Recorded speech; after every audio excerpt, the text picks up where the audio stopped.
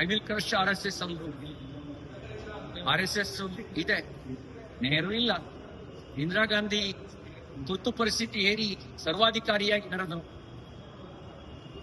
ಸಂಘವನ್ನು ಬ್ಯಾನ್ ಮಾಡಿದರು. ಇಂದಿರಾ ಗಾಂಧಿ ಇಲ್ಲ, ಭಾರತ ಇದೆ, RSS ಇದೆ. ಇವರು ಪ್ರಿಯಾಂಕ್ ಖರ್ಗೆ ಅವರೇ, ನೀವು ಈಗ ನಿನ್ನೆ ಮೊನ್ನೆ ಹೋಮ್ ಮಿನಿಸ್ಟರ್ ಆಗಿದ್ದೀರಿ, ನಿಮ್ಮ ಅಪ್ಪ ಮುಂಚೆನೆ ಆಗಿದ್ರು, ನಿಮ್ಮ ಅಪ್ಪನ ಕೈಲೇ ಏನು ಮಾಡೋಕ್ಕಾಗಲ್ಲ. ನೀವೇನ್ ಮಾಡ್ತೀರಿ? ನೀವು ಸರ್ವಾಧಿಕಾರಿ ಅಲ್ಲ. ಎಲ್ಲೋ 2-3 ರಾಜ್ಯಗಳಲ್ಲಿ ನೀವು ಅಧಿಕಾರದಲ್ಲಿ ಇದ್ದೀರಿ. ಅದು ಅಧಿಕಾರದ ಕೊನೆಯ ದಿನಗಳು, ನಿಮ್ಮ ಅಧಿಕಾರದ ಕೊನೆಯ ದಿನಗಳು, ನಿಮ್ಮ ಪಕ್ಷದ ಅಧಿಕಾರದ ಕೊನೆಯ ದಿನಗಳು. ನಿಮ್ಮ ಅಪ್ಪನ ಹಣೆ ಮುಂದಿನ ಸರಿ ನೀವು ಈ ಕಾಂಗ್ರೆಸ್ ರಾಜ್ಯದಲ್ಲಿ ಅಧಿಕಾರಕ್ಕೆ ಬರಲ್ಲ. ನೀವೇನ್ ಮಾಡ್ತೀರಿ? ನಿಮ್ಮ ನಂತರವೂ RSS ಇರುತ್ತೆ. ಯಾಕೆ ಅಂದ್ರೆ RSS ರಾಷ್ಟ್ರೀಯ ಹಿತಕ್ಕಾಗಿ ಕೆಲಸ ಮಾಡ್ತಾ ಇದೆ, ಸಮಾಜವನ್ನು ಸಂಘಟಿಸೋ ಕೆಲಸ ಮಾಡ್ತಾ ಇದೆ, ವ್ಯಕ್ತಿಗೆ ಸಂಸ್ಕಾರ ಕೊಡೋ ಕೆಲಸ ಮಾಡ್ತಾ ಇದೆ. ಆ ವ್ಯಕ್ತಿಗೆ ಸಂಸ್ಕಾರ ಕೊಡೋ ಕೆಲಸ ಅದು ರಾಜಕೀಯ ಪ್ರೇರಿತವಾಗಿರೋದಲ್ಲ. ವ್ಯಕ್ತಿಗೆ ಸಂಸ್ಕಾರ ಕೊಡುವ ಕೆಲಸ ಅದು ಬಿಸ್ನೆಸ್ ಅಲ್ಲ, ನೋಂದಣಿ ಮಾಡ್ಕೊಳ್ಳೋಕೆ ಅದು ಸಂಘ ಅಲ್ಲ, ಅದು ಬಿಸ್ನೆಸ್.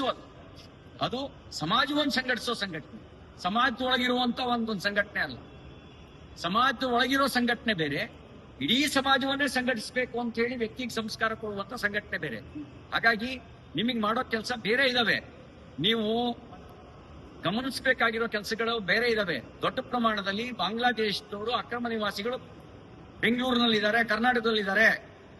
ಇಲ್ಲಿದ್ದು ಮಾದಕ ವಸ್ತು ಚಟುವಟಿಕೆ ಅಂತ ಅಪರಾಧ ಕೃತ್ಯಗಳಲ್ಲಿ ಭಾಗಿಯಾಗಿದ್ದಾರೆ ಅನ್ನೋದ್ರ ಕಡೆ ಗಮನ ಕೊಡ್ರಿ. ಹೋಮ್ ಮಿನಿಸ್ಟರ್ ರೀ, ದರೋಡೆ ಪ್ರಕರಣಗಳು ರಾಜಾರೋಷವಾಗಿ ನಡೆಯೋದು ಕರ್ನಾಟಕಕ್ಕೆ ಗೌರವ ತರುವ ಸಂಗತಿ ಅಲ್ಲ. ಇದ್ರ ಕಡೆ ಗಮನ ಕೊಡಿ.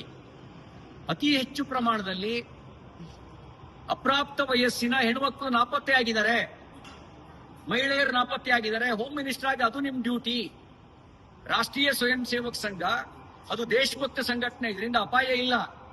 ನೀವು ಗಮನಿಸಬೇಕಾಗಿರೋದು ಇಲ್ಲೇ ಇದ್ದು ಬಾಂಬ್ ತಯಾರು ಮಾಡುವಂತ ಸಂಚು ರೂಪಿಸ್ತಿರ್ತಕ್ಕಂಥ ದ್ರೋಹಿಗಳ ಬಗ್ಗೆ ಗಮನಿಸಿ, ಅದು ನಿಮ್ ಡ್ಯೂಟಿ. ಅದನ್ನ ಬಿಟ್ಟು ಅದೇನೋ ಒಂದು ಗಾದೆ ಮಾತಿದೆಯಲ್ಲ, ಮಾಡಕ್ ಕೆಲಸ ಇಲ್ದೇ ಇದ್ದದ್ದು ಅದೇನೋ ಕೆತ್ತಿದ ಅಂತ, ಆ ಕೆಲಸ ಮಾಡಕ್ ಕೂತ್ಕೋಬೇಡಿ, ಆ ಕೆಲಸ ಮಾಡಬೇಡಿ. ನಿಮ್ ಕೆಲಸ, ನೀವು ಹೋಮ್ ಮಿನಿಸ್ಟ್ರು ತರ ವರ್ತನೆ ಮಾಡಿ. ಹೋಮ್ ಮಿನಿಸ್ಟರು ಗುಂಡಾಗಳ ತರ ವರ್ತನೆ ಮಾಡಬಾರ್ದು.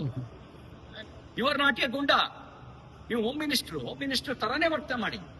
ಇಲ್ಲದೆ ಇದ್ರೆ ನಿಮ್ಗೆ ಅಧಿಕಾರ ಶಾಶ್ವತ ಅಲ್ಲ. ಅಧಿಕಾರದಲ್ಲಿ ಮೆರೆದವ್ರನ್ನ ಪಶ್ಚಿಮ ಬಂಗಾಳದಲ್ಲಿ ಹೆಂಗ್ ಅಟ್ಟಾಡಿಸ್ಕೊಂಡು ಬಡಿತಾ ಇದಾರೆ ಗೊತ್ತಿದೆಯಲ್ವಾ? ಅದು ನಿಮಗೂ ಪಾಠ ಆಗಬೇಕು. ನಿಮ್ಗೆ ಅಧಿಕಾರ ಶಾಶ್ವತ ಅಲ್ಲ. ಅಧಿಕಾರ ಇದ್ದಾಗ ದೌರ್ಜನ್ಯ ನಡೆಸಿದ್ರೆ ಕಾಲ ಹೀಗೆ ಇರೋದಿಲ್ಲ. ಒಂದಿನ ಬೀದಿಗೆ ಬಂದಾಗ ಪಶ್ಚಿಮ ಬಂಗಾಳ ತರ ನಮಗೂ ಬಿಟ್ಟಾತು ಅನ್ನೋ ಭಯ ನಿಮ್ಗಿರ್ಲಿ.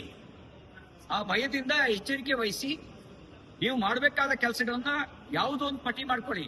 ನೀವು ಮಾಡಬೇಕಾಗಿರೋದು ಭಯೋತ್ಪಾದನೆ ನಿಗ್ರಹವನ್ನ, ಮಾದಕ ವಸ್ತು ಅಕ್ರಮ ಮಾದಕ ವಸ್ತು ಸರಬರಾಜು. ಮಹಾರಾಷ್ಟ್ರದ ಪೊಲೀಸರು ಬಂದು ಮೈಸೂರಲ್ಲಿ ಹಿಡಿತಾರೆ, ನಾಚಿಕೆ ಆಗ್ಬೇಕಲ್ಲ ನಮ್ಗೆ ಅಂತ ನೀವು ಕೇಳ್ಬೇಕು. ನಿಮ್ ಪೊಲೀಸರಿಗೆ ಇದನ್ನ ಕೇಳಬೇಕು. ಇಂಥದ್ರ ಕಡೆ ಗಮನ ಕೊಡಿ. ಬೆಂಕಿ ಹಚ್ಚೋ ಕೆಲಸ ಮಾಡಬೇಡಿ.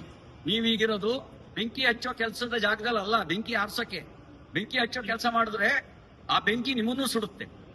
ನೀವು ಕರ್ನಾಟಕದ ರಾಜ್ಯದ ವಿಶ್ವದ ಒಂದು ನೆಮ್ಮದಿಗೆ ಬೆಂಕಿ ಹಚ್ಚಬಹುದು ಅಂತಂದ್ರೆ ಆ ಬೆಂಕಿಯಲ್ಲಿ ಚಳಿ ಕಾಯಿಸ್ಕೋಬಹುದು ಅಂತ ಭಾವಿಸ್ಕೋಬೇಡಿ. ಆ ಬೆಂಕಿ ನಿಮ್ಮನ್ನು ಸುಡುತ್ತೆ.